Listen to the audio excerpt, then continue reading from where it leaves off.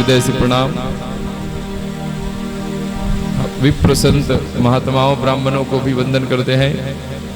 हमारे sound master भाइयों को भी प्रणाम, वाद्य यंत्र भाइयों को भी वंदन, कैमरामैन भाइयों को भी वंदन करते हैं। आइए सभी को वंदन करते हुए भगवान का छोटे से स्तुति गान करते हुए आपको ले चलेंगे। सभी लोग दोनों हाथ उठाकर एक बार राधे राधे राधे जोर से बोलो श्री राधे। बोलो भागवत महापुराण की जय, गीता मैया की जय। अच्युतम केशवम कृष्ण दामोदरम राम नारायणम जानकी वल्लभम। अच्युतम केशवम कृष्ण दामोदरम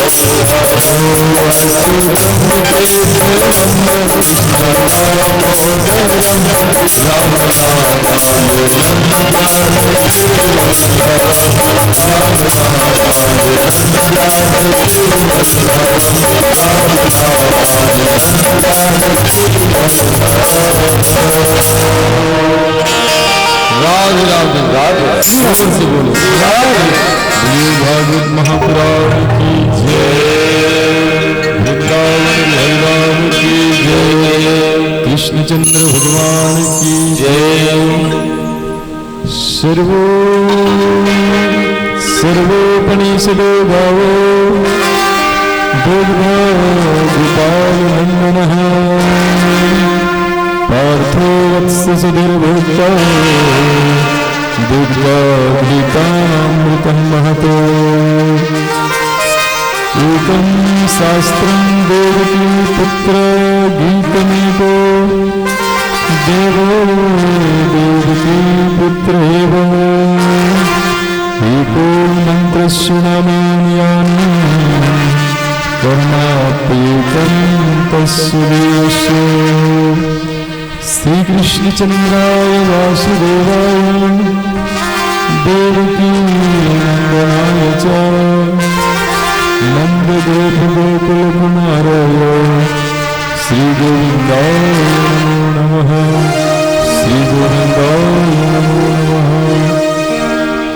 देखिए, सर्वोपनिषदो गाओ दुग्धा गोपाल नंदना पार्थो वत्सुधीर भोक्ता दुग्धम गीता अमृतम महत। कहते हैं ये गीता क्या है? गीता एक प्रकार से गाय है। और दुहने वाला कौन है? साक्षात भगवान कृष्ण। और बछड़ा कौन है पीने वाला? तो साक्षात बछड़ा के रूप में अर्जुन है, जो आज भगवान गीता रूपी दूध को अर्जुन को पिला रहे हैं। और ऐसे अमृत के समान गुणगान कर रहे प्यारे भक्तों। यह गीता जो है दिव्य है।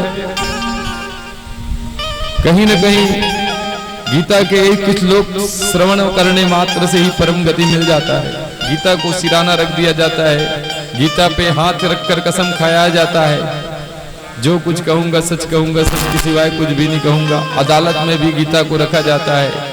यहाँ तक कि मरने पर मोक्ष गति की परम प्राप्ति जो है गीता ही प्रदान करते हैं। गीता में किसी भी प्रकार के जो है इसमें जात पात नहीं विषय बनाया है, केवल जीव आत्मा और शरीर के बारे में ही बताया गया है।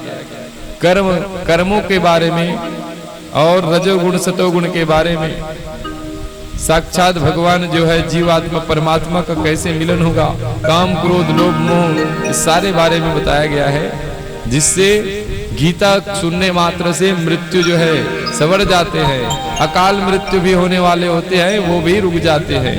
तो ये गीता का जो है, जैसे भगवान ने युद्ध की भूमि पर जब गीता का ज्ञान देने लगे अर्जुन को, तो उस समय सूर्य की गति रोक दिया गया, वायु की गति रोक दिया गया, समय की गति को रोक दिया गया था। यहाँ तक कि सारे सृष्टि के हर कार्य थे, पूरे प्राणी जो है मुर्दे के समान हो जैसे, जिस समय भगवान ने गीता का ज्ञान अर्जुन को दिया था। और यही गीता आज हम आप सभी को श्रवण पान कराएंगे, जिससे आपका जीवन में जीते जी जो है कहीं न कहीं आप भटक रहे हो, वो सही दिशा देने के लिए, और इसी जन्म में मुक्ति का साधन केवल गीता है। तो आज हम गीता इसी के लिए विषय में चर्चा करते हैं।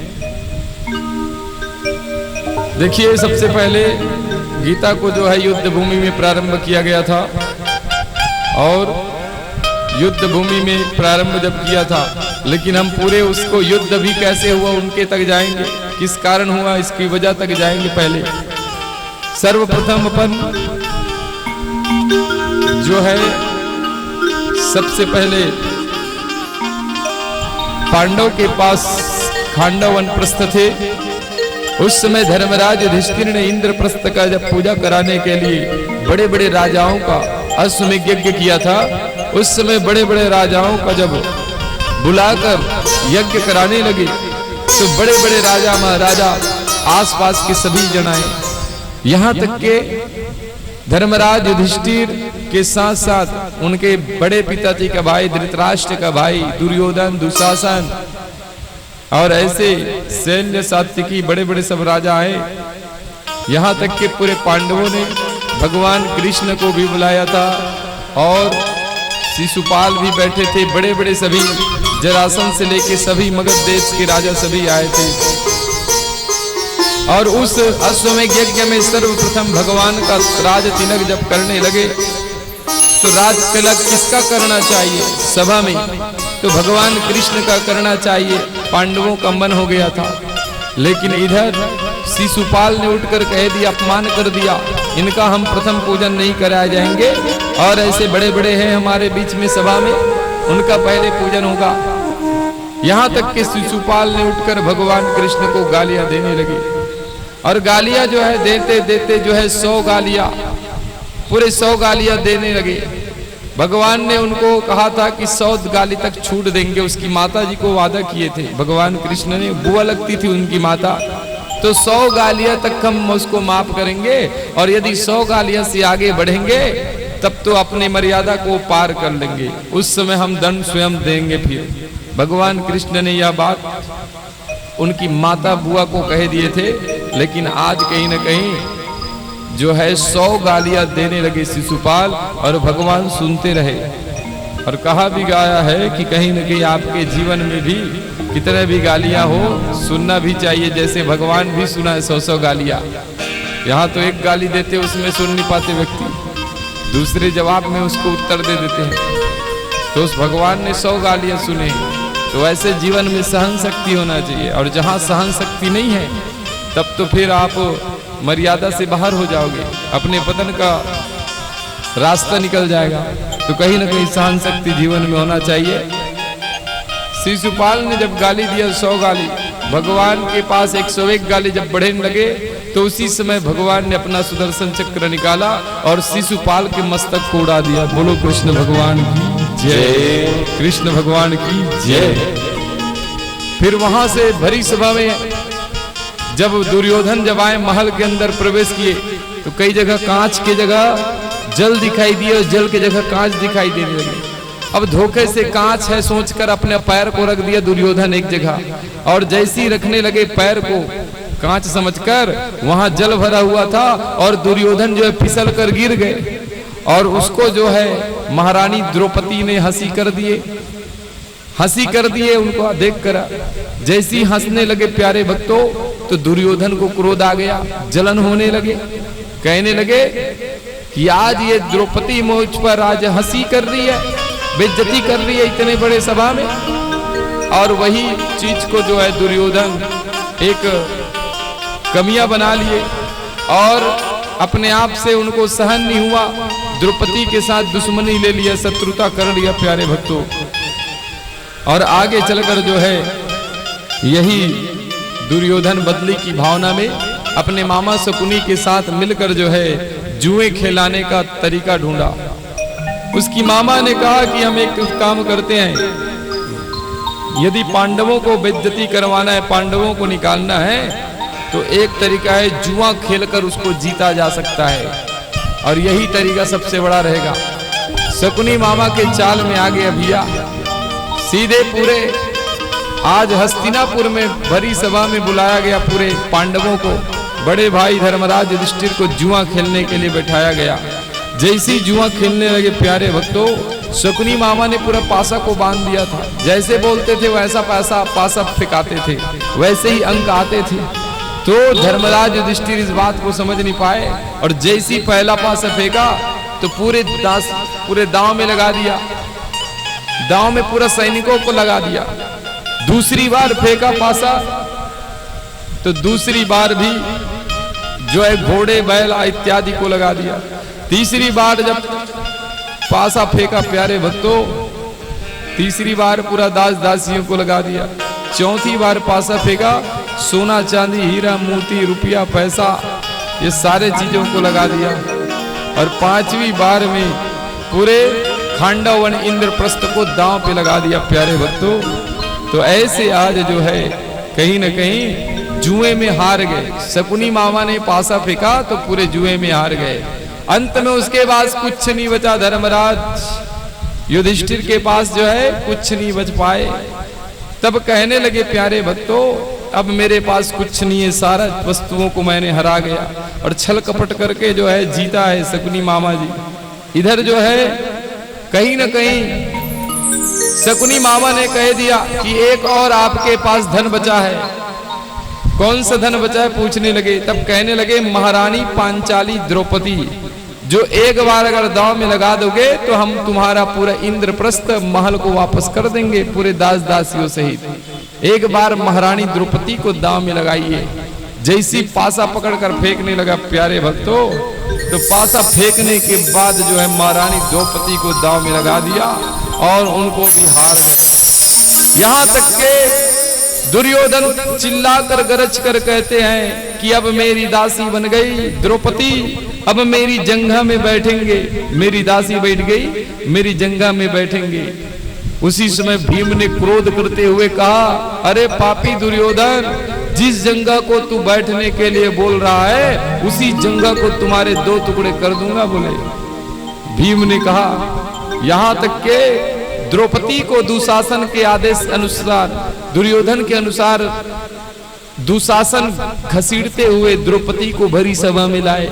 भरी सभा में जब लाने लगे प्यारे भक्तों, तो वहां पे जो है पूरे सभी लोगों के समक्ष द्रौपदी चिल्ला चिल्ला कर कहती है कि कोई भी पति अपने पत्नी को हारे जुए में, कोई किसी पत्नी को दांव में नहीं लगा सकती, किसी का अधिकार नहीं है। लेकिन इतना जोर से चिल्लाते हुए किसी ने भी वहां समझौता नहीं कर पाया प्यारे भक्तों। और अंत में ना सभा में ऐसे ऐसे बड़े बड़े महात्मा बैठे थे, भीष्म पितामह, गुरु द्रोणाचार्य, यहाँ जाके अश्वत्थामा, कृपाचार्य, दुर्योधन, दुशासन, सात्यकी ऐसे बड़े बड़े महाराजा बैठे थे, लेकिन किसी ने वहां पर निर्णय नहीं दे पाए। अंत में जब उनका वस्त्र को हरण करने के लिए दुर्योधन ने आदेश दिया, जाओ द्रौपदी को निर्वस्त्र कर दो भरी सभा में, दुशासन ने उनकी साड़ी खींचने लगे। जैसे जैसे साड़ी खींचने लगे प्यारे भक्तों, तब द्रौपदी ने भगवान को पुकारने लगी। द्रौपदी ने भगवान को पुकारे, पाहि पाहि महायोगिन्य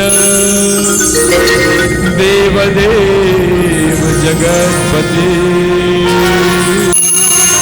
नान्यं तद्भयं यस्य यस्य मृत्यो परस्पर। पाहि पाहि महायोगिन्य देवदेव जगत्पते, नान्यं तद्भयं यस्य मृत्यु स्मरणम्। भगवान को पुकारने लगे, हे प्रभु रक्षक बनकर मेरी लाज बचा दो। आज भरी सभा में मेरी लाज बेइज्जती करवा रहे, आज मेरी लाज ले रहे हैं, आज कहीं न कहीं मुझे अपमान कर रहे। भगवान मेरी लाज बताओ। भगवान ने को पुकार किए प्यारे भक्तों, ऐसे पुकार किए करुणा के साथ भगवान प्रकट हो गए, और प्रकट होने के बाद वस्त्र को दान किए। जैसे जैसे दुशासन खींचते गए, साड़ी से ढकते गए भगवान ने। सारी बीच नारी है कि नारी बीच सारी है, सारी की ही नारी है कि नारी की ही सारी है, ऐसे सुंदर ढकते गए। और आज भरी सभा में जो आज बेइज्जती किए थे, जो आज अपमानित किए थे, कहीं न कहीं प्यारे भक्तों जो भगवान ने आज उसके इज्जत को, लाज को जब बचाई है, तो कौन उसके लाज को, कहीं न कहीं मर्यादा को पार करने वाला कौन हो सकता है। जहां भगवान स्वयं आकर कल्याण करेंगे, उसके लिए कोई कितना भी बेइज्जती कर ले, उसका अपमानित नहीं हो सकता। यहां तक कि आगे चलकर पांडवों को जो है ऐलान कर दिया भरी सभा में। दुर्योधन ने कहने लगे कि 12 वर्ष तक पांडवों को वनवास झेलना पड़ेगा, क्योंकि उन्होंने जुआ में हार गए। यदि अगर अपने संपत्ति को प्राप्त करना है तो 12 वर्ष तक वनवास लेना पड़ेगा और 1 वर्ष तक अज्ञातवास लेना पड़ेगा।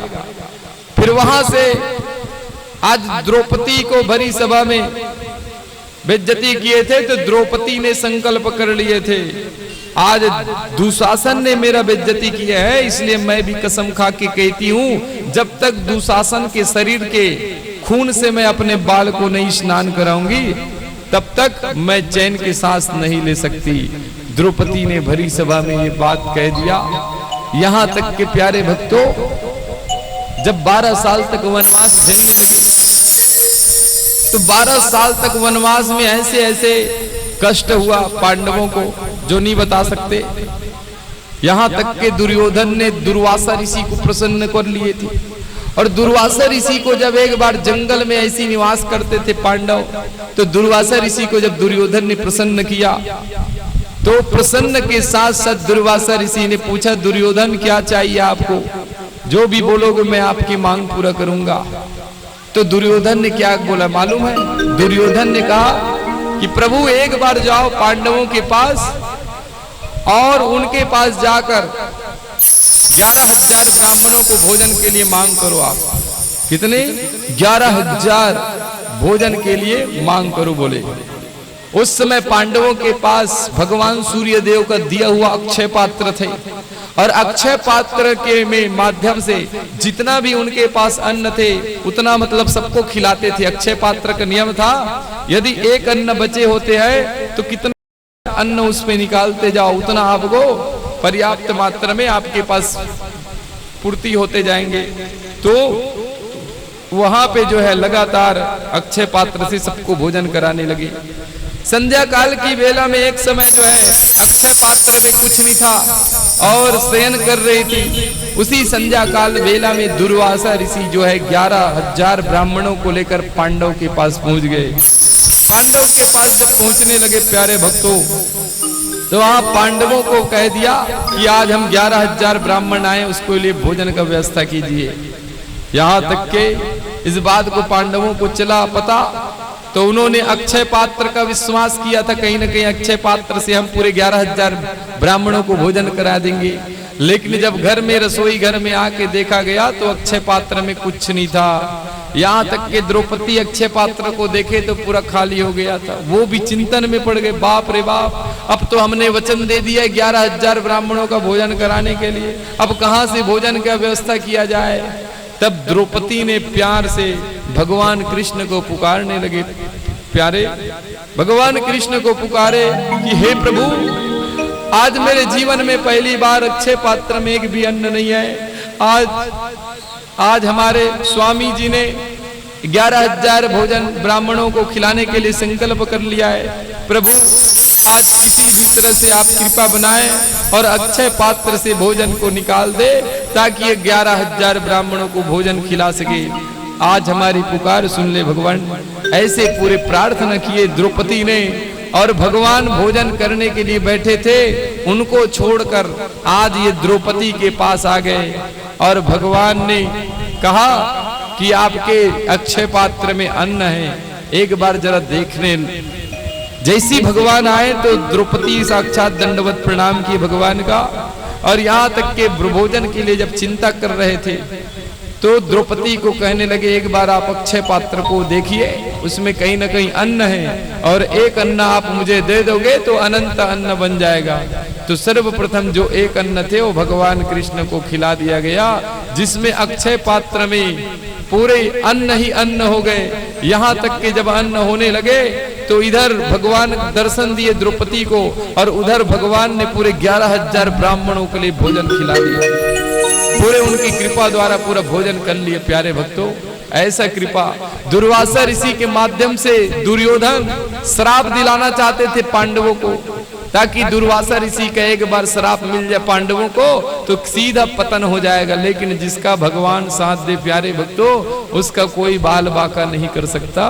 राधे राधे बोलना पड़ेगा, राधे, जोर से बोलो राधे राधे। इस प्रकार इधर भरी सभा में 12 वर्ष तक वनवास झेलने लगे, और 1 वर्ष अज्ञातवास में राजा विराट की नगरी में पूरे पांडवों ने एक साथ रहने लगा।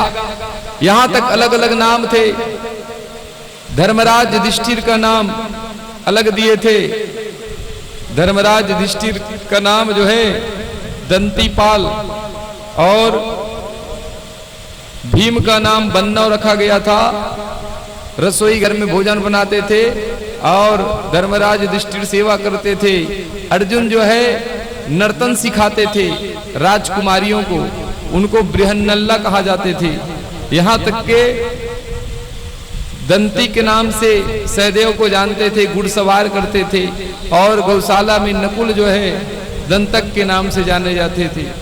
और दासी के रूप में जो है महारानी पांचली द्रौपदी का नाम रख दिए थे सरेंद्री नाम दिया था। इस प्रकार पूरे 5 पांडव रूप बदलकर अज्ञातवास लिया। 1 वर्ष अज्ञातवास राजा विराट की नगरी में गुजारे। जब दुर्योधन को पता चला राजा विराट की नगरी में पांडव लोग जो है वही भेद बदलकर निवास कर रहे हैं, तो पूरे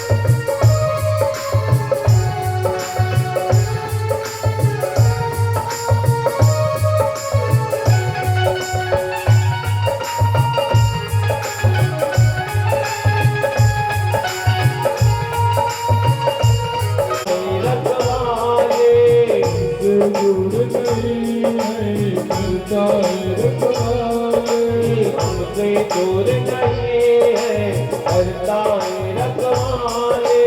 हमसे दूर नहीं है, करता है रखवाले। जिसने किया भरोसा, कान्हा ने डोरी संभाले। पकड़ ले उसके हाथ, पकड़ ले उसके पाँव,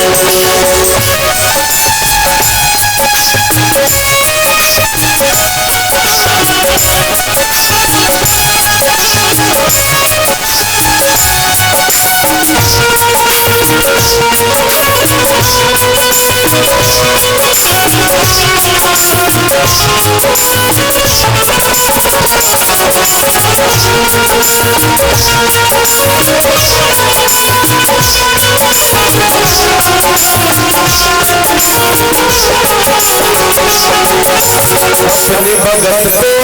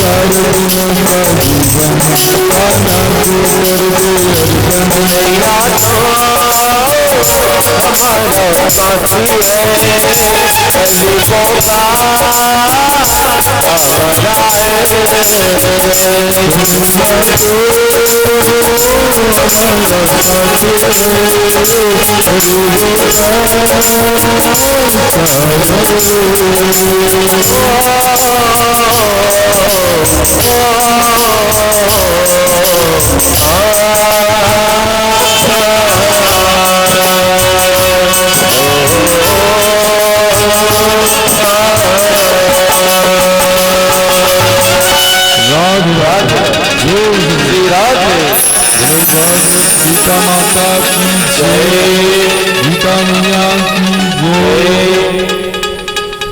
देखिए प्यारे, पांडवों को जो है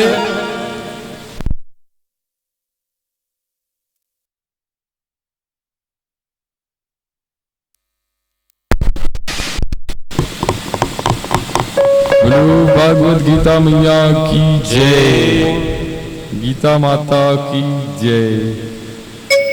तो पांडवों को जो है 1 वर्ष राजा विराट की नगरी में अज्ञातवास लिया गया।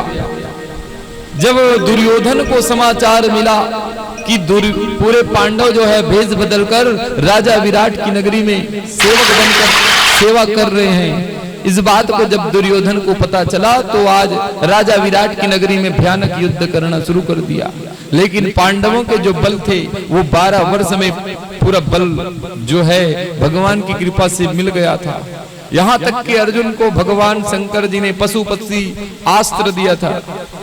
पशुपति अस्त्र भगवान शंकर को मिला गया था। यहाँ से जो गांडीव धनुष मिला था भगवान इंद्र का दिया हुआ था। और ऐसे अलग अलग सब प्रकार के देवताओं ने प्रदान किए थे पांडवों को, जो 12 वर्ष में घोर तपस्या के कारण उनको बल मिला। भगवान ने उसका हर समय सहारा बनकर उनके साथ दिया गया पांडवों को। और ये भगवान का ही लीला था कि 12 वर्ष तक पांडवों को वनवास मिलना चाहिए। अगर डायरेक्ट युद्ध होते तो दुर्योधन जीत जाते। क्यों? क्योंकि उनके पास खूब सारे सैनिक थे, ताकत से इतने सैनिक थे, बलशाली थे कि वो एक बार में ही जीत सकते थे। लेकिन नहीं, यहाँ पे भगवान ने अपना लीला दिखाया कि कहीं न कहीं हम पांडवों को वनवास के साथ साथ उनको बल मिलेंगे, ताकत मिलेंगे, और यही भगवान का कृपा और आशीर्वाद था। तो आज भगवान ने दुर्योधन, धर्मराज युधिष्ठिर ने भगवान कृष्ण से पूछने लगे कि अब क्या करना चाहिए। अब तो कहीं न कहीं अगर हमारे हिस्से का भाग जमीन को अगर ना देंगे तो कहीं न कहीं हम युद्ध करेंगे। बोले धर्मराज युधिष्ठिर, आप ही बताओ प्रभु क्या करना चाहिए, युद्ध करना चाहिए कि क्या करना चाहिए। भगवान कृष्ण ने कहा अब एक बार हम लास्ट जाते हैं शांति समझौता करने से। अगर शांति समझौता करने में ना माने तब तो पूरा युद्ध का ऐलान ही कर देंगे। स्वयं भगवान जो है आज सीधे हस्तिनापुर चले गए, धर्मराज दुर्योधन के पास, धृतराष्ट्र के पास। भगवान ने वहां जाकर कहने लगे धृतराष्ट्र को कम से कम अब पांडवों के उनके हिस्से का दे दो, पांडवों के 5 गांव को दे दो उनके हिस्से का। और 5 गांव जो है पहले गांव के रूप में बड़े बड़े एक एक राज्य को गिना जाते थे। एक एक राज्य जो है एक गांव कहलाते थे पहले। लेकिन जैसे जैसे राज्य का महत्व दिया, नगर का महत्व दिया और शहर का, गांव का अलग अलग उसको छोटे छोटे रूप में बना दिए। पहले एक गांव को ही एक ठो पूरा राज्य के समान देते थे और 5 गांव मतलब 5 राज्य को पांडवों का हिस्सा माना जाता था। दिल्ली से पूरा यहाँ आपके पूरे पंजाब एरिया से लेके पूरा मतलब दक्षिण क्षेत्र पूरा उसी के थे, पूरा पांडवों का। और इधर उत्तर दिशा की ओर पूरे जितना भी क्षेत्र है वो कौरवों का थे। तो इस प्रकार इन्होंने 5 गांव मांगा, भगवान ने कम से कम उसके हिस्से दे दीजिए। चलो 5 गांव ना दोगे तो एक ही गांव दे दो, एक गांव ना दोगे तो कोई एक महल प्रदान कर दो। तब दुर्योधन ने भरी सभा में खड़े होकर कहा कि हम उनको सुई के नोक के बराबर जमीन नहीं देंगे, सुई के नोक के बराबर जमीन नहीं दिया जाएगा।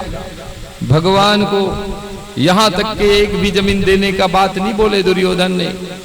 और दुर्योधन ने कह दिया भरी सभा में आज हमारे बेइज्जती कराने के लिए कृष्ण जी आए हैं, आज हमारे हिस्से को मांगने के लिए कृष्ण जी आए हैं। ऐसी बात करते हुए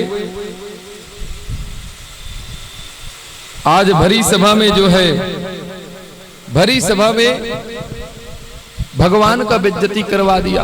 और भरी सभा में भगवान का बेइज्जती कराने के बाद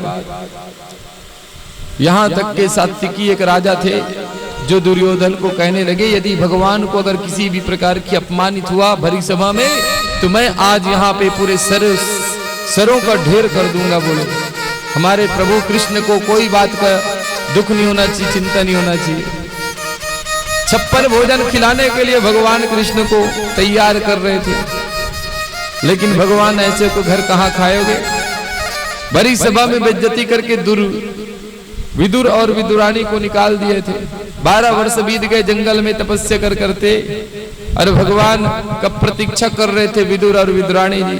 वहां से हस्तिनापुर में निकलकर ऐलान कर दिया अब तो कहीं नहीं, सीधा अब युद्ध ही होगा।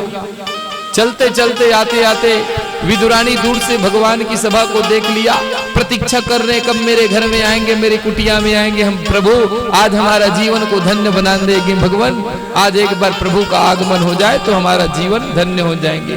दूर से भगवान को देखकर मुस्कुराने लगे विदुरानी ने। और जैसे भगवान पास में आते आते जब समीप आ गए विदुरानी के पास तो उनको पता भी नहीं चल पाए, उनको यकीन नहीं हुआ कि भगवान मेरे सामने आए। यहाँ तक कि केले का फल को नीचे रख दिया और भगवान जब पास में आए तो अचानक उसको एहसास हुआ प्रभु मेरे पास में आ गए। तब विदुरानी ने भगवान को डर कर जो है छिलका खिला दिए सम्मान के साथ। खुशी के कारण उसको भय हो गया और ऐसे में जो है छिलका को ही भगवान बड़े प्रेम से खाने लगे। भगवान ने आज ऐसे सुंदर प्रेम से खाया भैया। वो तो भगवान को बड़े प्रेम से अगर जहर खिलाओ तो जहर भी खा लेंगे, लेकिन तुम्हारे अंदर प्रेम होना चाहिए। और प्रेम नहीं है तो दुनिया का तुम मिठाई, रसगुल्ला, नारियल 1000 चढ़ा लो, वो कोई काम का नहीं है। भगवान केवल प्रेम को ही जानते हैं। तभी तो कहा गया है दुर्योधन के त्याग मेवा जागर दुर्गर खायो सबसे ऊंची प्रेम सगाई सबसे ऊंची प्रेम सगाई सबसे ऊंची प्रेम सगाई सबसे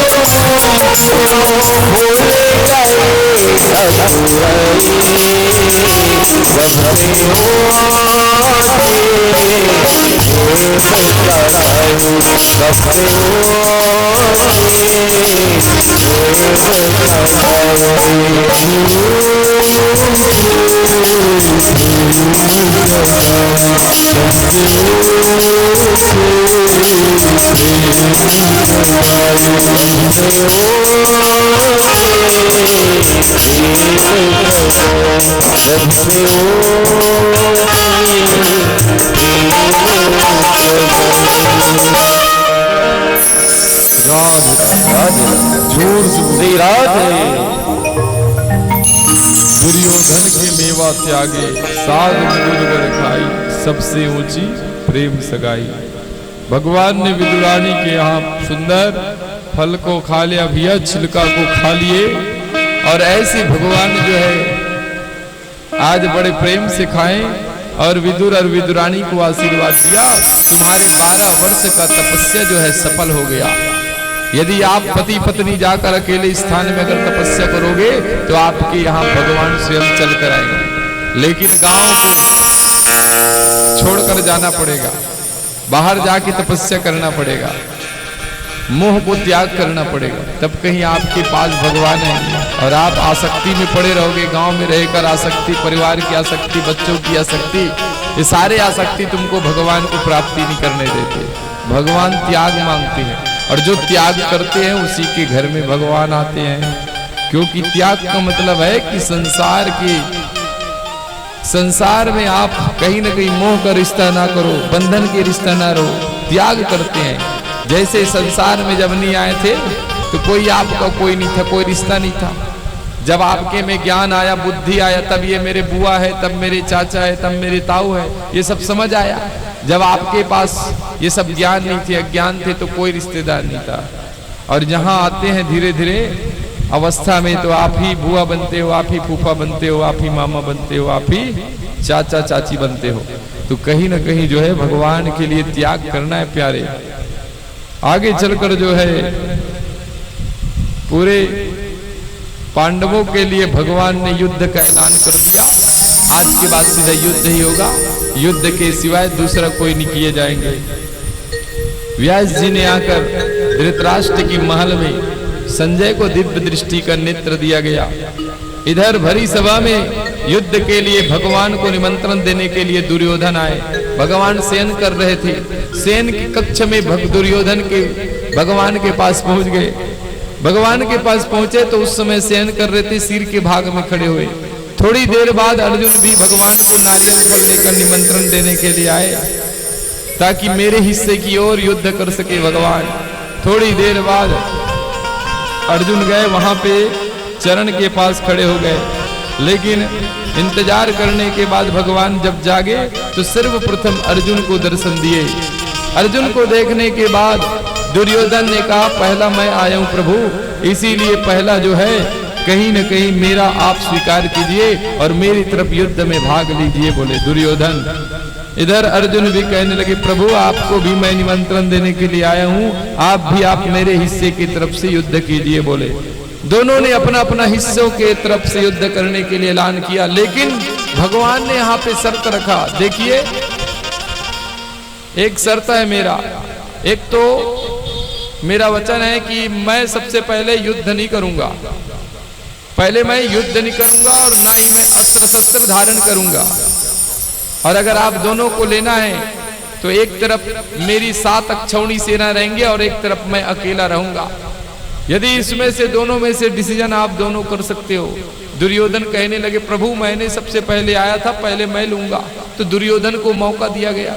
दुर्योधन ने कहा, अब भगवान कृष्ण जी तो कोई अस्त्र शस्त्र धारण नहीं करते भैया, फिर तो ये बेमतलब का हो जाएगा, इसको ले जाना ठीक नहीं है। इससे अच्छा 7 अक्षौणी को सेना ले लो, कम से कम मुझ में ताकत आएगा, बल देगा। तो 7 अक्षौणी को दुर्योधन रख लिया। और इधर भगवान का मन ही मन प्रार्थना की अर्जुन कि आज प्रभु मेरे हिस्से की तरफ से लड़ाई करे, और अंत में भगवान को ही अर्जुन पा लिया। बोलो कृष्ण भगवान की जय हो। इस प्रकार दोनों में एक एक हिस्सों में जो है युद्ध के लिए तैयार हुआ। अगले दिन युद्ध भूमि कुरुक्षेत्र के मैदान में चले गए। कुरुक्षेत्र के मैदान में दोनों कौरव और पांडव दोनों युद्ध बीच में मैदान में आए। इधर धृतराष्ट्र जो महल में संजय को दिव्य दृष्टि नेत्र दिए गए थे, तो धृतराष्ट्र पूछने लगे संजय को, धृतराष्ट्र पूछने लगे, क्या पूछने लगे? धर्म क्षेत्रे कुरुक्षेत्रे संवेतायुसवः मामका पांडवस्य किं कुर्वत् संजयः मामका पांडवस्य किं कुर्वत् संजयः। धृतराष्ट्र बोले संजय से कि हे संजय, मेरे और पांडवों ने क्या क्या किया कुरुक्षेत्र के मैदान में, बताइए। मेरे और पांडवों के बीच में क्या क्या किया? तो सबसे पहले धृतराष्ट्र जो है कौरवों को अपना मानते हैं और पांडवों को पराया मानते हैं। मेरे और पांडवों के पुत्र मतलब दूसरे ही मान रहे शब्दों के हिसाब से। तो यहाँ पे जो है पांडवों को नहीं पसंद करते थे धृतराष्ट्र, और उनके लिए ये बात कह दिया कि आज युद्ध भूमि में क्या क्या किया गया। तो वहां पे कहने लगे, संजय ने कहा कि भगवान अर्जुन जो है आज युद्ध भूमि के मैदान में निरीक्षण करने के लिए भगवान के साथ जा रहे हैं। अर्जुन इधर रथ में चलकर भगवान से कहने लगा, प्रभु आज कौरवों की मैं सेना देखना चाहता हूं, कैसे कैसे लोग आए हैं, कैसे कैसे लोग हैं, मैं आज निरीक्षण करता हूं। मेरे रथ को आप सीधे युद्ध भूमि के बीच मध्य का रेखा में ले चलिए। बोले भगवान कहने लगे, जो आज्ञा भाई, मैं तो अभी सारथी बनकर आया हूं आपकी, मैं आपके रथ को बिल्कुल ले चलूंगा। भगवान कृष्ण को बैठाकर सीधे युद्ध भूमि के मैदान की ओर ले गए। वहां खड़े होकर देखने लगे, निरीक्षण करने लगे। कौन? अर्जुन सभी पूरे कौरवों को निरीक्षण करने लगे। देखने के बाद पता चला ये तो भीष्म पितामह है। भीष्म पितामह मेरे दादा है, दुर्योधन मेरे भाई है, कृपाचार्य शिक्षा गुरु है, यहाँ तक कि गुरु द्रोणाचार्य दीक्षा गुरु है, दुशासन, सात्यकी, शैल्य, ऐसे ऐसे सब राजा आए थे।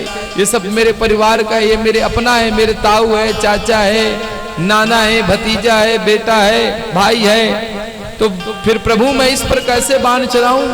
ये तो मेरे अपने हैं और इन सभी को मैं अपना मानता हूं, तो फिर इस पर कैसे मैं बाण चलाऊंगा भाई? और ऐसे तो मुझसे नहीं हो पाएगा। आप मुझे बाण चलाने के लिए बोल रहे हो, इसको ये मुझसे नहीं होगा। मैं अपनों को हत्या नहीं करूंगा, मैं जीवन भर के लिए पाप चढ़ जाएगा। और ऐसे अर्जुन जो है भगवान से कहा कि प्रभु मुझसे नहीं हो पाएगा, ये धनुष को मैं रख देता हूं, आप ही करो, मुझसे अपना परिवार का हत्या कभी नहीं करूंगा मैं। अर्जुन ने मोह में पड़ गए और मोह में पड़ने के बाद गांडीव धनुष को वहीं पे रखकर रथ के पिछले हिस्से में जाकर बैठ गए। अब अर्जुन जब बैठने के बाद भगवान ने कहा, ये क्या कर रहे हो अर्जुन? और ऐसी हरकत करने से तो ये ठीक नहीं होगा। ये तो आप युद्ध भूमि के मैदान में आकर नपुंसकता वाले बात कर रहे हो। वीर पुरुष को कभी शोभा नहीं देता कि युद्ध मैदान में आकर पीछे हट जाए। वीर पुरुष का एक मर्यादा होता है कि ये तो युद्ध में मार दिया जाए, एक तो मार के आ जाए। वीर पुरुष का बस यही नियम होता है, एक तो मार दिया जाए, एक तो मार कर आ जाए। लेकिन आप तो पीछे हट रहे हो नपुंसकता की तरह। दुनिया वाले लोग पूरा हंसेंगे आप पर, और ऐसी आपके कर्मों को देखकर, ये हरकत को देखकर सारे दुनिया वाले लोग हंसेंगे। भगवान ने ये बात अर्जुन को कहने लगे, लेकिन फिर भी अर्जुन को होश भी नहीं आया। यहां तक कि अर्जुन को उठाकर कहने लगे। उसी समय भगवान ने अपने शक्ति द्वारा जितने भी पूरे मानव शरीर थे, पूरे कौरवों के शरीर को पूरा रोक दिया गया अपने शक्ति द्वारा, और एक पुतला बना दिया सारे शरीर को। पुतला बनाने के बाद जब भगवान ने भीष्म पितामह के ऊपर बाण चलाया, कहने लगे, अर्जुन को कहा, ये भीष्म पितामह तुम्हारे दादा है, देखना मैं अभी बाण चला रहा हूं, वो अभी मेरे हाथों से मारे जाएंगे। जैसी नकली बाण लेकर मारने लगे भीष्म पितामह तो मर गए। मरने के बाद केवल प्रकाश पुंज दिखाई देने लगे। तो अर्जुन को कहने लगे कि तुम्हारा दादा मर गए, अब बचा क्या है? केवल प्रकाश पुंज बचा हुआ था। प्रकाश पुंज को देखते हुए कहने लगे कि जितने भी शरीरधारी है केवल आत्मा ही उसका प्रकाश पुंज है, बाकी पूरा खोखला है ये शरीर। क्या है? ये पूरा ढांचा है, हड्डियों का, रस्सों का ढांचा है।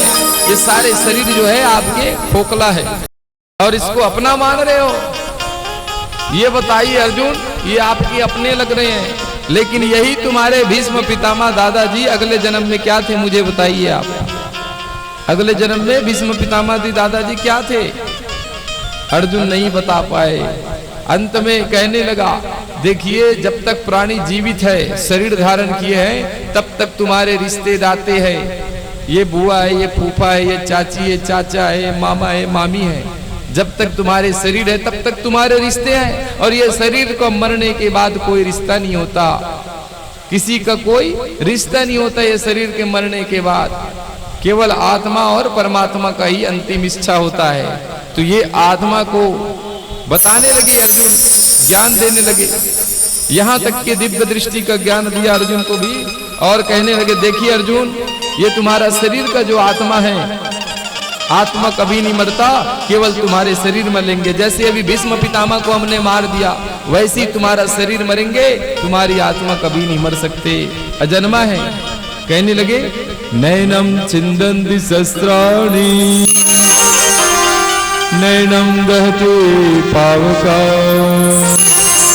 नाचेनम क्लद्यन्तापो नानुशोष्यन्ति मारुता। नैनम छिन्दन्ति शस्त्राणि नैनम दहति पावका। हे अर्जुन, ये तुम्हारा आत्मा जो है शस्त्र से काटोगे तो भी नहीं कटेगा। नैनम दहति पावका, पावक मतलब आग से भी अगर आत्मा को जलाओगे तो भी नहीं जलेगा। न चैनम क्लिद्यन्तापो नानुशोष्यन्ति मारुता। यदि आप वायु से सुखाओगे आत्मा को तो भी नहीं सुखेगा, और जल से गीला करोगे तो भी ये आत्मा गीला नहीं होने वाला। तो ये क्या है? आपकी अजन्मा है आत्मा, निर्लेप है, कभी नहीं मार सकते। नामृते जाते कदाचिन्नयम् भूत्वा न भूयात् अजो नित्यं शाश्वतो अयम् पुराणो न हन्यते हन्यमाने शरीरे पुराणो न हन्यते हन्यमाने शरीरे। कहने लगे, हे अर्जुन, ये तुम्हारे आत्मा अजन्मा है, शाश्वत है, पुरातन है, इसका कभी जन्म नहीं होता है आत्मा। यह आत्मा सतयुग से आ रहे हैं, आपके त्रेता में थे, द्वापर में थे, आज कलयुग में तुम्हारा आत्मा है। ये आत्मा शरीर का सुंदरता है। जिस प्रकार तुम पुराने वस्त्रों को बदलकर नए वस्त्र धारण करते हो शरीर में, वैसे ही आत्मा जो है पुराने शरीर को त्याग करके नए शरीर को धारण करता है अर्जुन। और इस शरीर को अपना मानना बंद कर दो। ये शरीर जो है तुम्हारा नहीं है, ये शरीर तो बार बार जन्म लेना, बार बार मरना शरीर का धर्म होता है। बार बार जन्म लेना, बार बार मरना। पुनरपि जननम पुनरपि मरणम पुनरपि जनरी जठरे शयनम पुनरपि मरणम पुनरपि जननम पुनरपि जठरे शयनम। तो कहने लगे, बार बार जन्म लेना, बार बार मरना, ये केवल शरीर का धर्म होता है। चाहे कितना भी शरीर प्राप्त हो जाए, ये शरीर का मरना तो तय होता है। ये शरीर जो है, ये शरीर आपके साथ कुछ दिन तक के लिए आए हैं आपके पास। मान के चलो भगवान ने आपको कुछ दिन तक के दिया है इस शरीर का सदुपयोग करने के लिए, लेकिन इस शरीर का आपने अगर दुरुपयोग किया तो तुम्हारा ये शरीर ही तुमको दुख देने वाला है। यही शरीर दुख देने वाला है। अब देखिए इस शरीर को भगवान ने कैसे बनाया सुंदर। भगवान ने पूरा नेत्र लगा के दिया है, दांत लगा के दिया है, सुनने के लिए कान दिया है भैया, चलने के लिए पैर, पकड़ने के लिए हाथ, कितना भगवान को कारीगिरी लगा होगा। माता के गर्भ में सुंदर पूरे शरीर को जब बनाते हैं, एक एक नस, एक एक नाड़ी को कैसे लगाते हैं। बाजार से थोड़ी खरीद के लाते हो, हड्डी को, नाड़ी को, रक्त को मिलता है। भगवान ने पूरे माता के गर्भ में पूरा बनाते तुम्हारे शरीर को, और ऐसे सुंदर सजाया जाता है जो आज धीरे धीरे आपको पता नहीं चल पाता। और ये शरीर पे तुम स्वयं मोह हो जाते हो, ये शरीर मेरा होता है, ये मेरा है, अपनापन मानते हो, लेकिन ये शरीर तुम्हारा नहीं है प्यारे। ये शरीर ने, आपने बताया अभी तक आंख लगाए, ये तो आपको दिया हुआ आंख है भगवान ने, जो पहले से आपको जोड़ दिया है। बाहर से कोई बाजार में लेके आंख लगाए हो? नहीं लगाए हो आंख। तो भगवान ने कितना कृपा है, आपके अंदर डाल दिया है आंख। और जिनका नेत्र नहीं है उनको कैसे पता चलेगा? उनको भी दिया था, प्रारब्ध के कर्मों के कारण उनको गायब कर दिया उनके नेत्र को। तो सारे चीज को तुमको दिया है भगवान, लेकिन अगर आप दुरुपयोग करोगे तो फिर आप ही को नुकसान होगा भैया। अब नेत्र दिया है, नेत्र को देखने की दृष्टि तुम्हारे नजरिया गलत रहेंगे तो तुमको ही दोष लगेगा, तीसरे आदमी दूसरे आदमी को दोष नहीं लगता। क्योंकि भगवान ने सदुपयोग करने के लिए तुम्हारे अंदर नेत्र डाला हुआ है। किस लिए? सदुपयोग करने के लिए नेत्र डाला हुआ है। लेकिन आप उस नेत्र को दुरुपयोग करोगे तो तुम्हें ही दंड मिलेगा, कोई दूसरा को नहीं मिलने वाला। इसीलिए भगवान ने एक एक हिस्सा को जब सुनने के लिए शक्ति दिया, देखने के लिए, बोलने के लिए, सारे शक्ति को जब दिया है तो सदुपयोग करने के लिए दिया है। दुरुपयोग जहां करोगे तो भाई दंड तो तुम्हारे शरीर को ही मिलेगा, कोई दूसरा तीसरा दंड नहीं झेलेंगे। हम अपने शरीर में जहर डालेंगे तो अपने शरीर में ही दर्द होगा, पीड़ा होगा। आप पियोगे और दूसरा को दर्द होगा, ये हो ही नहीं सकता भैया। आप ही को दर्द होगा, आप ही को ग्लानि होगा, आप ही को पीड़ा होगा। तो ये शरीर जो है प्रसाद समझकर कुछ दिन तक आपके साथ, आत्मा के साथ साथ दे रहे हैं। और इनको मान के चलो, सत्कर्मों में लगाओ इस शरीर को, भगवान में चढ़ा दो, प्रभु तेरा तुझको अर्पण, आज के बाद ये तुम्हारा ही है शरीर, मेरा नहीं है, ऐसे कहकर भगवान को दान कर दो, तभी तुम्हारा कल्याण हो सकता है। राधे राधे बोलना पड़ेगा, राधे राधे, जोर से बोलो श्री राधे। इस प्रकार आगे चलकर जो है अर्जुन को जो है दिव्य ज्ञान देने लगे प्यारे। और यहां तक कि 11वां अध्याय में पूरा दिव्य दृष्टि दिया और सब प्रकार के 3 प्रकार के कर्म बताए, कर्म अकर्म विकर्म के बारे में। अर्जुन देखिए, अर्जुन कर्म जो है, कर्म अकर्म विकर्म। अकर्म मतलब होता है गलत कार्य, मतलब गलत कर्म करके आप धन कमाना, कहीं न कहीं गलत कर्म करके आप धन उपार्जन करना, वो अकर्म कहलाता है। और गलत कार्य का धर्म जो है कभी स्थायी नहीं हो सकता। विकर्म जो है कहीं न कहीं अपने ही लिए आप उपयोग कर रहे हो, ऐसे धन, किसी दूसरे का कभी कल्याण नहीं किया, तो ऐसे धर्म विकर्म होता है। और कर्म जो है आप सबका कल्याण अगर कर रहे हो, दूसरे के लिए जी रहे हो, दूसरे के लिए कल्याण चाहते हो, तो ऐसे कर्म श्रेष्ठ कहा गया है। तो कर्म ऐसे करो कि दूसरे के लिए कल्याण हो, दूसरे के लिए हित हो, भलाई हो, फायदा हो, ऐसे कर्म करना चाहिए।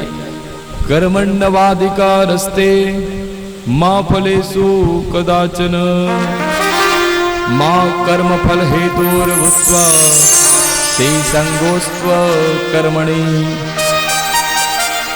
कर्मण्यवाधिकारस्ते मा फलेषु कदाचन, कहते हैं कर्म करो, फल की चिंता ना किया जाए। फल तो भगवान ही आपको ऑटोमेटिक देंगे, लेकिन कर्म में श्रेष्ठता होना चाहिए। फल मेरे हाथ में, कर्म तुम्हारे हाथ में है। और कर्म को दिया है भगवान ने, डल्लभ के गद्दा में सोने के लिए नहीं दिया गया है। 24 घंटा सोए सोए हम टीवी देखें, आराम रहे, शरीर को सुख का साधन बनाए, ये सब रजोगुण में आता है। 3 प्रकार के गुण भी बताए भगवान ने, रजोगुण, सतोगुण और तमोगुण।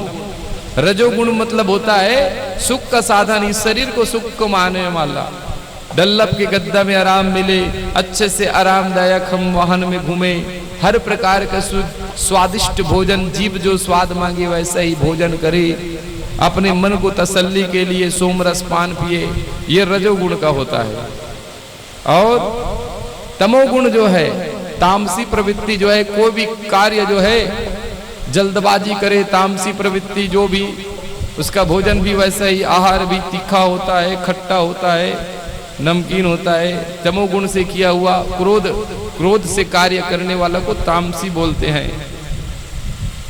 उनका भोजन भी वैसी होता है, तामसी भोजन का वैसे ही होता है। रजोगुण का भी भोजन वैसी होता है, मांस मदिरा मटन का होता है। तो ये तामसी और रजोगुण में आते हैं। और सतोगुण जो होता है, सात्विक विचार बुद्धि, सतोगुण में सात्विक आहार लेते हैं, सात्विकता फल खाते हैं, सत्यता के साथ रहते हैं, सत्य आचरण करते हैं, शरीर को दूसरा के लिए तपाते हैं, दूसरा के लिए कर्म करते हैं, ये सात्विकता होता है। तो ये 3 प्रकार के अर्जुन को कर्म बताया गया है और 3 प्रकार के गुण भी बताया गया है। पत्रम पुष्पम फलम तोयम यो में भक्त्या प्रक्षति। यहाँ तक के भगवान ने कहा कि अगर कोई भी वस्तु मुझे अर्पण कर दोगे भाव से तो मैं आपके लिए प्रसन्न हो जाऊंगा। उस वस्तु को मैं साकार रूप से ग्रहण करता हूँ। जो भी मुझे चढ़ाओगे मैं साकार रूप से उसको ग्रहण करता हूँ, खाता हूँ। हालांकि आपको नहीं देखेंगे भगवान, आप नारियल चढ़ाएं, चावल चढ़ाए, उसको साकार रूप से भगवान ग्रहण कर लेते हैं। साकार मतलब आपको स्वरूप उनका भगवान का दर्शन नहीं होंगे, लेकिन वो ग्रहण अवश्य कर लेंगे। जिस भाव से दोगे वो अपना कर लेंगे। केवल तुम्हारे भाव से ही अर्पण किए जा सकता है। सुखे दुखे समाकृत्वा लाभालाभो जया जयो। सुखे दुखे समाकृत्वा लाभालाभो जया जयो। सुख में दुख में समान रहना चाहिए। कभी सुख आए तो एकदम ज्यादा सुखी ना मनाए, दुख भी आए तो ज्यादा दुखी ना मनाए, समान भाव से रहना चाहिए। सुखे दुखे समाकृत्वा लाभालाभो जया जयो। दोनों में समान होना चाहिए। यहां तक के आगे चलकर अर्जुन को बताया, विराट स्वरूप का दर्शन दिखाया 11वें अध्याय में। और विराट रूप का दर्शन के बाद जो है अर्जुन जो है सारे सब में मैं हूँ, चींटी से लेके हाथी तक, हाथी से लेके चींटी तक, सब में मैं ही विराजमान हूँ। ऐसा कोई जगह नहीं है, कोई स्थान नहीं है जहाँ मैं ना हूँ। सब कण कण में हूँ। सर्वम कृष्णमयम जगत हरि व्यापक सर्वत्र समाना। प्रेम से प्रकट हो ही मैं जाना। सब जगह मैं हूँ। केवल भाव से, प्रेम से मैं प्रकट हो जाता हूँ।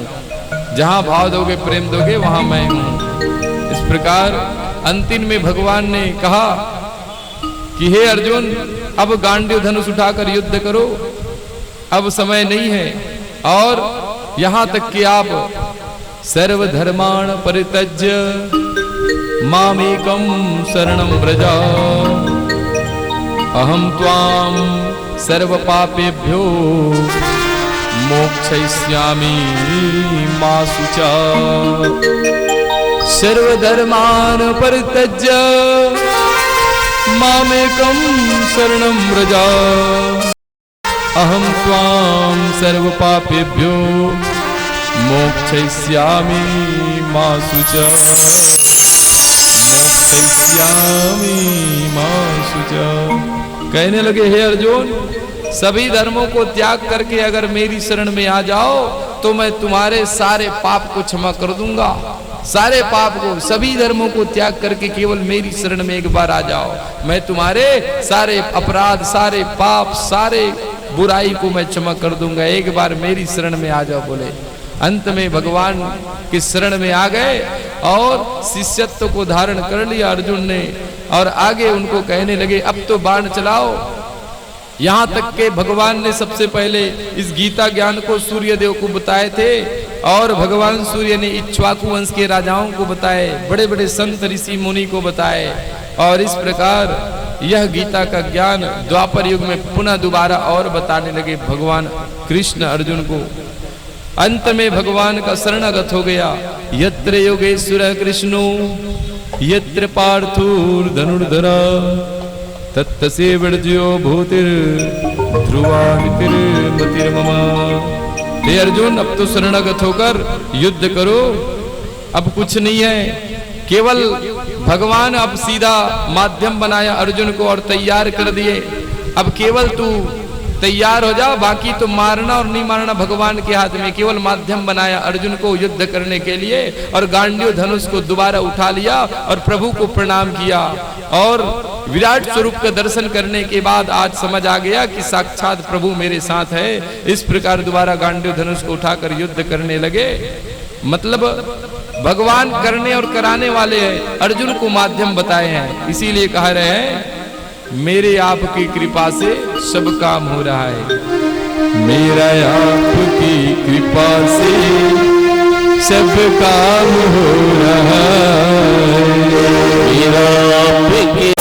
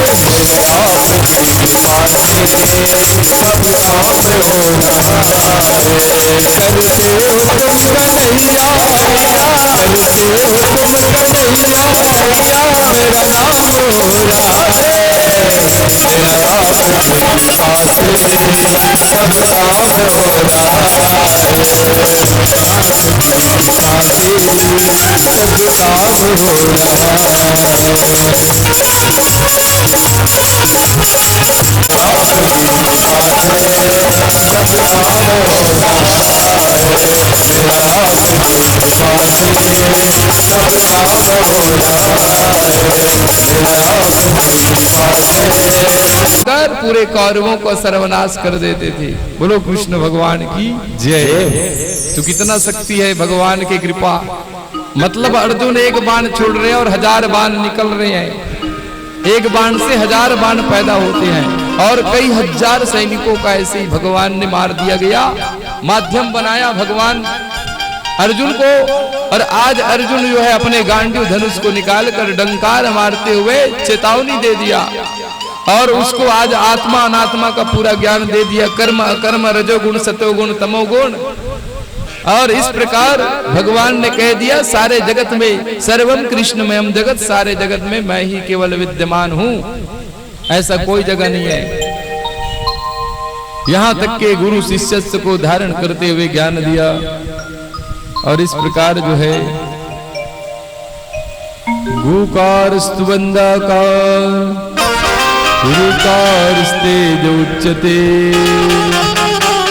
अंधकार निरोधत्व गुरुरित्या विधीयते। कहने लगे अब जितने तुम्हारे अंधकार थे, अज्ञान थे, वो सारा मैंने अब बाहर कर दिया। अब तो आपके अंदर प्रकाश पुंज ऊर्जा ही ऊर्जा आ गया। अब आप केवल धनुष बाण चलाओ अर्जुन। अब इससे के बाद आपके जीवन में हर प्रकार का आपको शक्ति मिल पाएगा। इस प्रकार भगवान का विश्वास करते हुए अर्जुन सुंदर रूप से युद्ध किया गया और युद्ध में पूरे कौरव मारे गए। यहाँ तक के बड़े बड़े विजेता आए थे और ऐसे बड़े बड़े विजेताओं को पूरा घायल कर दिया। प्यारे भक्तों, इस प्रकार युद्ध भूमि से पूरा पांडवों ने विजय प्राप्त कर दिया और आज इंद्रप्रस्थ को प्राप्त कर लिया। पांडवों ने भगवान जिसके साथ है उनके पास हर प्रकार के सब प्रकार के साधन हैं। तो आज भगवान ने ही कृपा किया पांडवों का, तभी वो युद्ध भूमि को विजय प्राप्त कर पाए। इसीलिए भगवान को कोई भी काम करो और उनको माध्यम बनाकर काम करने से आपका काम में सफलता मिलेगा। चाहे परीक्षा में हो, चाहे कोई भी जॉब में हो, या कोई भी आप काम के क्षेत्र में हो, भगवान को पहले माध्यम बनाओ तभी आपका कार्य क्षेत्र होगा। चाहे नौकरी के लिए दो, चाहे पढ़ाई के लिए हो, कोई भी काम करो, काम करते रहो, नाम जपते रहो, कृष्ण गोविंद गोपाल गाते चलो। काम करते करते भगवान का नाम लेते चलो और भगवान का ऐसी ही नाम आपके जीवन में होगा। प्यारे भक्तों, तो आज जो है गीता का ज्ञान यहीं पे हम समापन करते हैं। इसके पश्चात जो है यज्ञ का कार्य प्रारंभ किए जाएंगे। उससे पहले गीता गुप्त दान का आज नियम होता है। जियत ले सुन लो गीता, मरे के बेर हो जाओ रीता। आओ, पहली बार तो जीते जी ही दान कर लो, मरने के बाद कौन गीता का दान करता है। इसीलिए अपने शरीर का कल्याण स्वयं कर लो। प्यारे भक्तों, तो आज गीता गुप्त दान किया जाता है। तो महाराज जी के पास, आप जिनको पास अगर गीता नहीं है तो महाराज जी से आप ले सकते हो गीता और गीता गुप्त दान कर सकते हो।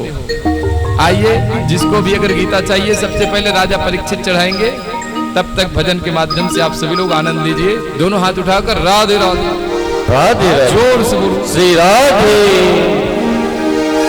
फुलबाग में भी हरि भगवान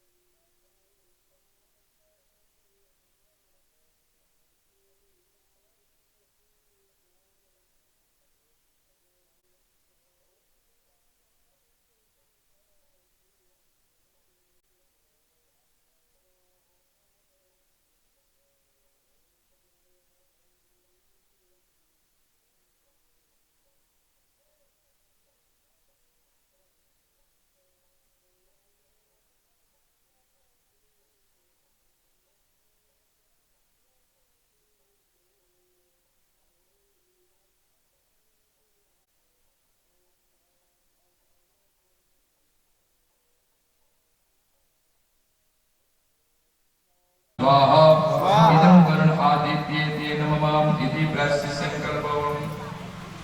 ओम जल अर्पण करें, जल अर्पण थोड़ा सी में। ओम यथा बाण प्रहाराणाम कवचम भवतीदं प्रजापति नमः।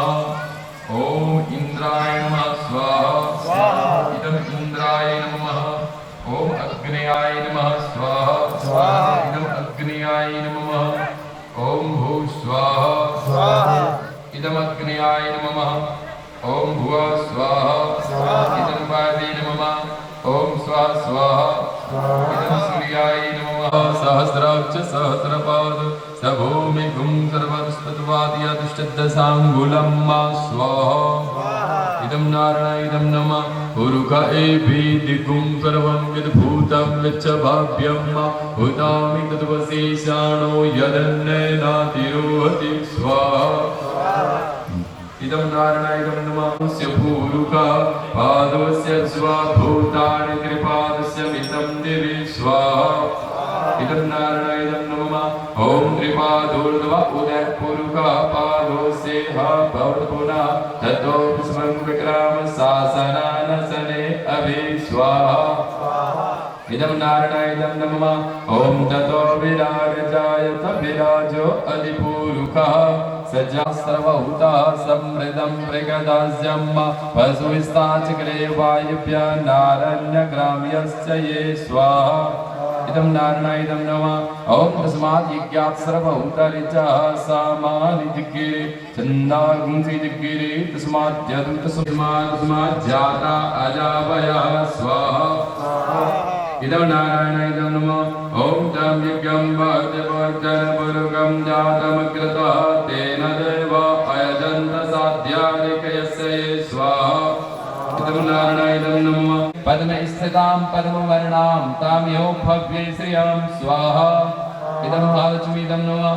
चन्द्रां प्रभासां रससा ज्वलन्तीं श्रियं लोके देवजुष्टामुदारां तां पद्मारणीं शरणं प्रपद्ये।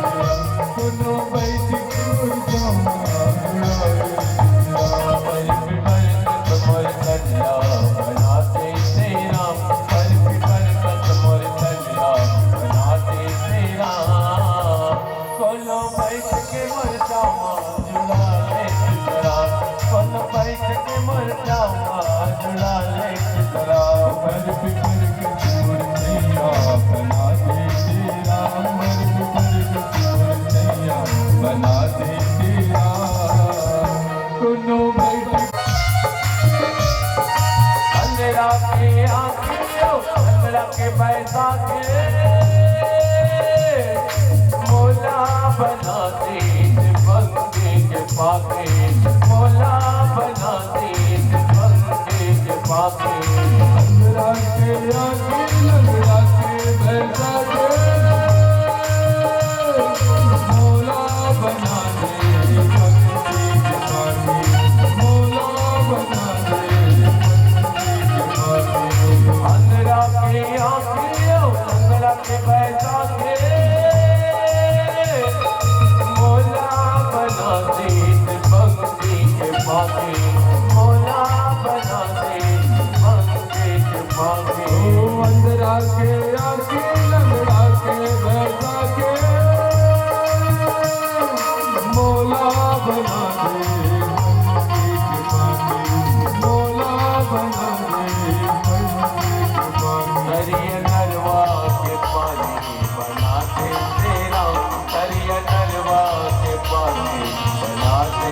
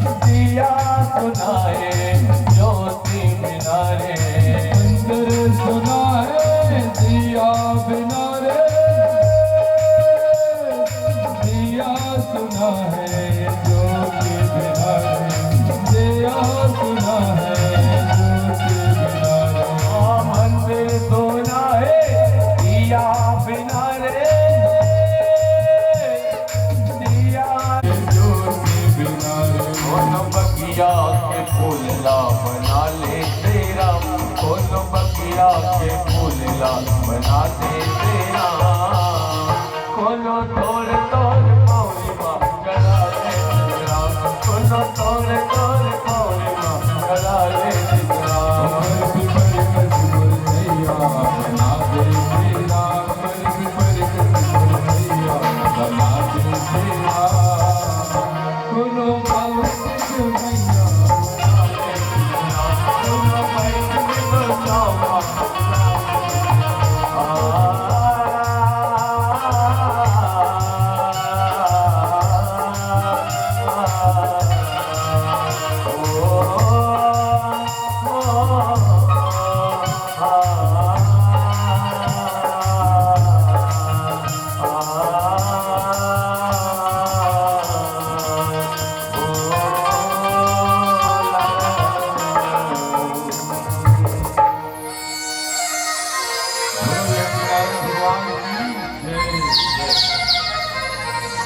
आइए सांस लेने के बाद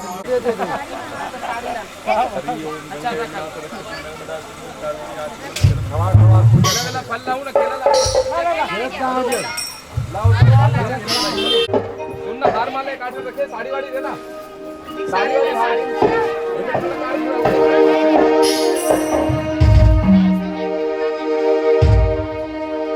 साड़ी मुकुंद भगवान की जय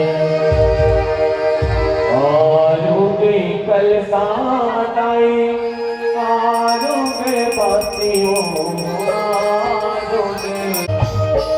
आरुगे कल साई आरुगे कल साई आरुगे बातियों आरुगे सिया चला आई हो आरुगे सिया चला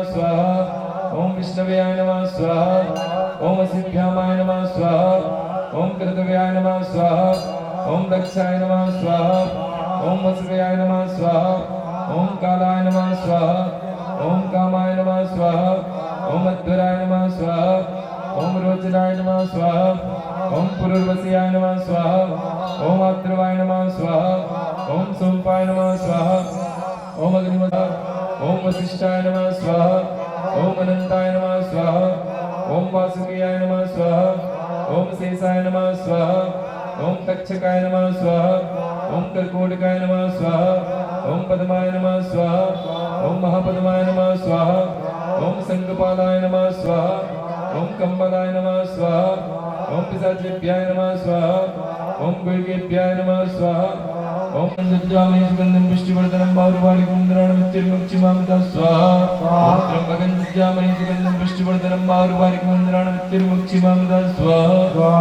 ओम नमो भगवते वासुदेवाय स्वाहा ओम नमो भगवते वासुदेवाय स्वाहा ओम नमो भगवते वासुदेवाय स्वाहा ओम गुरुस्वास्य उद्वर्णं भर्गोदेवस्य धीमहि धियो यो न प्रचोदयात् स्वाहा ओम गुरुस्वास्य उद्वर्णं भर्गोदेवस्य धीमहि धियो यो न प्रचोदयात् स्वाहा ओम गुरुस्वास्य उद्वर्णं भर्गोदेवस्य धीमहि धियो यो न प्रचोदयात् स्वाहा ओम गं गणपते नमः स्वाहा ओम गं गणपते नमः स्वाहा ओम गं गणपते नमः स्वाहा ओम ह्रीं क्लीं चामुण्डाक्षे स्वाहा ओम ह्रीं क्लीं चामुण्डाक्षे स्वाहा ओम ह्रीं क्लीं चामुण्डाक्षे स्वाहा ओम ग्लूं क्लीं जं स्वा जला जला जल जल पजल पजल ह्रीं क्लीं चामुण्डाक्षे जलं समलं संपट स्वाहा ओम महालक्ष्मी मां सरस्वती महाकालिकाय नमः स्वाहा ओम महालक्ष्मी मां सरस्वती महाकालिकाय नमः स्वाहा ओम महालक्ष्मी मां सरस्वती महाकालिकाय नमः स्वाहा ओम इष्ट देवताभ्यो नमः स्वाहा ओम कुल देवताभ्यो नमः स्वाहा ओम ग्राम देवताभ्यो नमः स्वाहा ओम वास्तु देवताभ्यो नमः स्वाहा ओम स्थान देवताभ्यो नमः स्वाहा ओम सर्वेभ्यो देवभ्यो नमः स्वाहा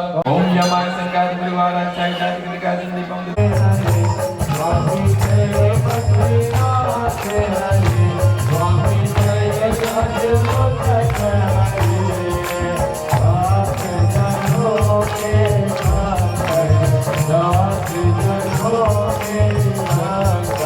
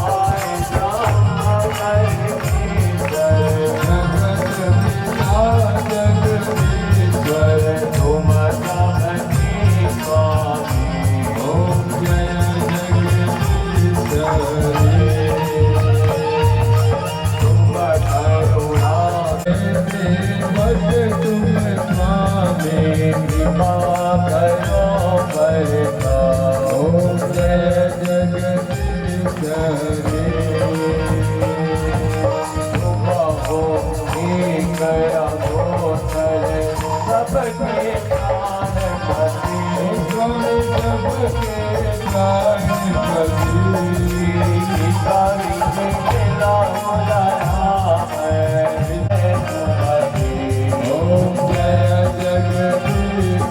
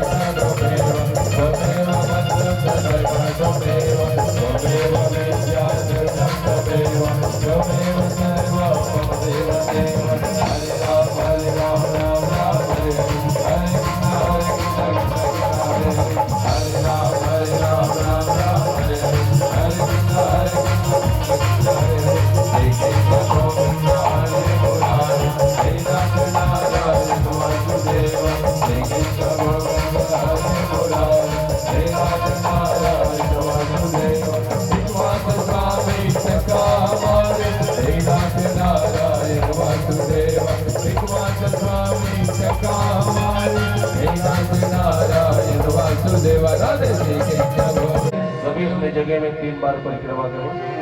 ओम यानी तानि जपापानि जन्म जन्मांतर कृतानि च तानि सर्वाणि नच्छन्तु प्रदक्षिणायां पदे पदे मंगलम भगवान विष्णु मंगलम तनुज मंगलम पुंडरीकाक्ष मंगलाय तनोहरि दीपो ज्योति ब्रह्मम दीपो ज्योति जनार्दन कंड दीप में पापम दीप ज्योति नमस्तुते। बोले ग्रह भगवान की जय। पुष्पांजलि।